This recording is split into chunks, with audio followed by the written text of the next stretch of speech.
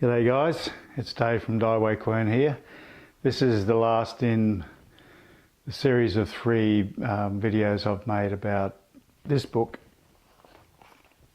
Bruce Lee's Tao of Kung Fu, particularly talking about his chapter about Chi Sao. So I've had quite a number of my friends and subscribers write to me and mention that I should talk about the more physical, basic side of Chi Sao, and that's what I want to do today. I'm not going to do a Chi Sao workshop. I need somebody to demonstrate with.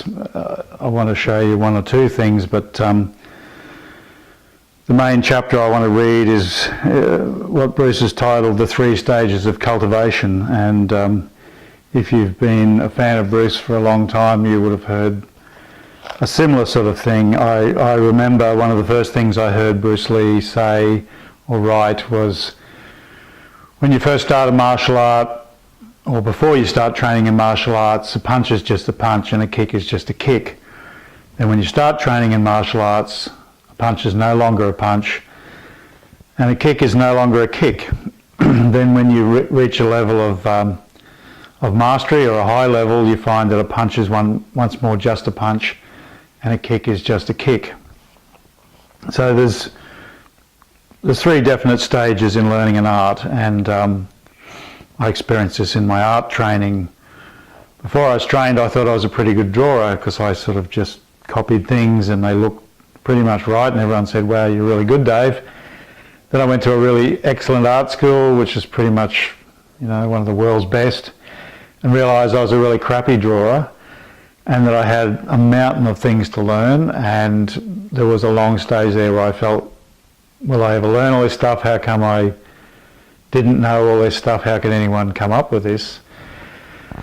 And then after quite a time, it all started to feel natural again. So to quote Bruce, he says, there are three stages in the cultivation of Kung Fu. Namely, the primitive stage, the stage of art, and the stage of artlessness. The primitive stage is the stage of ignorance, in which a person knows nothing of the art of combat, and in a fight he simply blocks and hits instinctively. Okay, we all know that from our schoolyard fights, if we had them. The second stage, the stage of art, begins when he starts his training in Kung Fu. In his lessons he is taught the different ways of blocking and striking, the forms, the way to stand, how to kick, etc. Unquestionably he has gained a scientific knowledge of combat, but his original self and his sense of freedom are lost.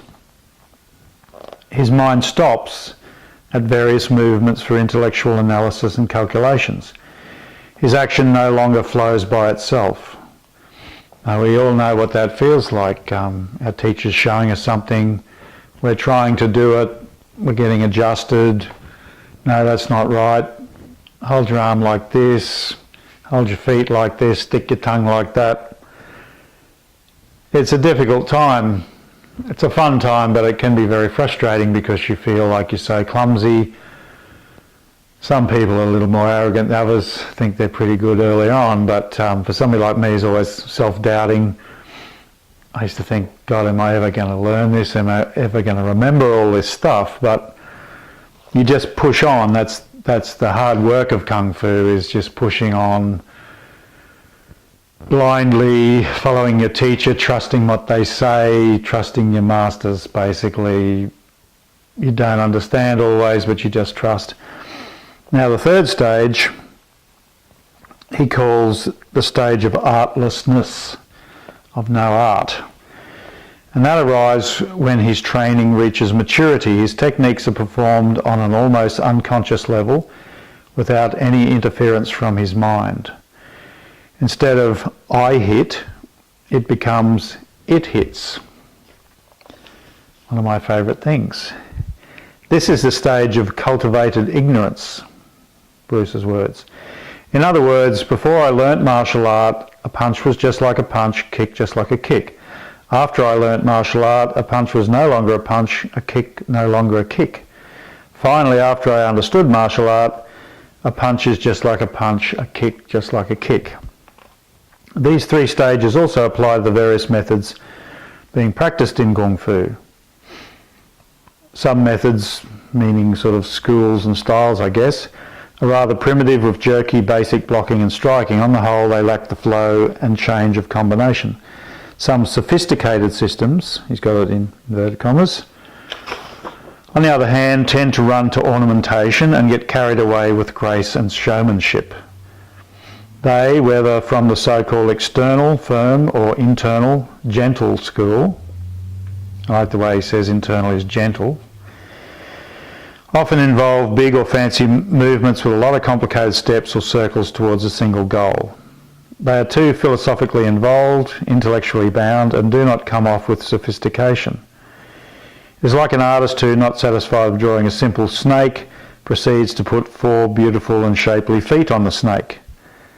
When grasped by the collar, for example, these practitioners would first unbalance and sidestep. This, of course, is the divine principle of the circle. In order to do something, you must give first, or break loose forcibly by striking the opponent's hand, thus tearing one's shirt, or flow with the movement and dissolve by turning or running circles, providing, of course, that your opponent just stands there holding on and watching all this. he can be a sarcastic bugger. Then they would strike and or kick and or lock and break joints and throw their opponent. However, the direct way is to let him have the pleasure of grasping the collar and simply punch him in the nose, which is very Wing Chun. You see all these, he does this, I do that, then I do that, then I do that. And I had a friend years ago who was very good at a particular style of Chinese Kung Fu. Or so he told me. He was a very fit guy anyway, and he, I believe him. He trained a long time, and he said to me, what would you do if I went like this? And he sort of made a movement like this, and I just punched him in the chest. And I'd only been doing Wing Chun for a couple of years, and he was sort of in his eagle claw or whatever it was, tiger strike or something, and he looked down at my fist and sort of went, oh. So I had a big, very strong guy who was a real tough karate guy. He sized up to me just in a friendly sort of way and said, what would you do in Wing Chun if I was coming at you? And his idea was that Wing Chun was weak as. And I was just going along with it, yeah, that's right, mate, we're weak as. And he said, what would you do if I was going like that? So I just went, boom, just foot on his knee, 2 fists, you know, one at his face, one at his chest, I guess. And it really brought him up, and he went, oh. And I didn't expect that. So he expected me to deal with his first strike, then deal with his second one, and then sidestep and try to hit him or something. Instead, I just blasted in, boom, with everything. That's Wing Chun, simplicity. Anyway, I'll leave it at that, but I would just like to show you a couple of really simple things about Chi Sao without having somebody to Chi Sao with. My Sifu Jim Fung used to get us to do an exercise where we put our fingers together and just roll our arms like this around a single point and keep that point. And one of the guys I owe most to for my particular Wing Chun training is one of Sifu Jim's top students, Sifu Richard Antonini, who taught me to Chi Sao, what he said, he called it conservative or safe Chi Sao, whereas as you're rolling, you keep a little ball in your hands and you keep to that centre line and you don't open up. You just keep there. And honestly, that's all I usually do. I work on my own state, all those things I've talked about in the other videos, trying to just completely go in, let go of all tension, blank my mind.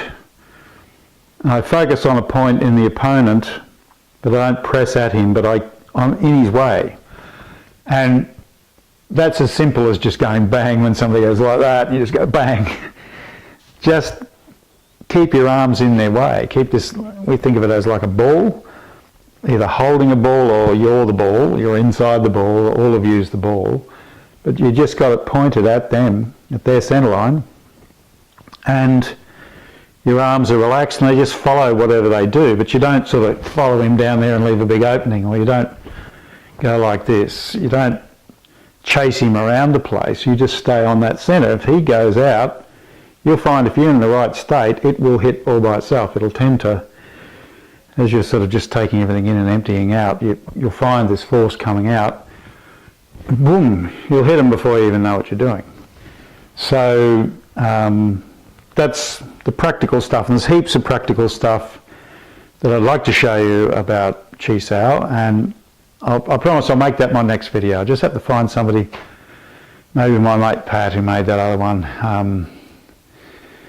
We'll get together and I'll just show you some really useful basic stuff. But this video has been about, you know, what Bruce says, which I believe comes from Yip Man and from his other teachers, perhaps even my Sigong Chu Shong Tin, about Chi Sao and about the fact that you've got to learn all these arm shapes and the feelings and different angles. There's lots of stuff that you can learn with that front brain, and then when you pass that stage, then you're free again and you can get into all the far out freaky stuff I like to talk about. Okay, thank you very much. Happy New Year to you for 2019. I've been saying this every video, but I am going to make more regular Dai Wei Kwun videos. And as you'd realise, that I'm not making any money out of Dai Wei Kwun. The reason I've started Dai Wei Kwun at the start was because during my life I've had long periods where I didn't have a teacher of martial arts. I really wanted to find somebody, I couldn't find somebody.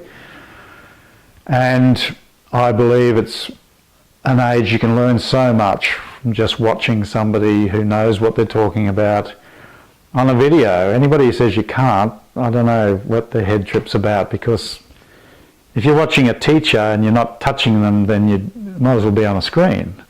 Obviously, you know, it really takes you a long way to have somebody. But for those of you who have somebody, want to hear more about the way we think in our lineage from Yip Man, Chu Shong Tin, you know, Sifu Jim and other Sifus who learned under Chu Shong Tin or even Yip Man, that's what I'm passing on. The wisdom for free, and you can take it or leave it. Hopefully you'll take it. Okay, see ya.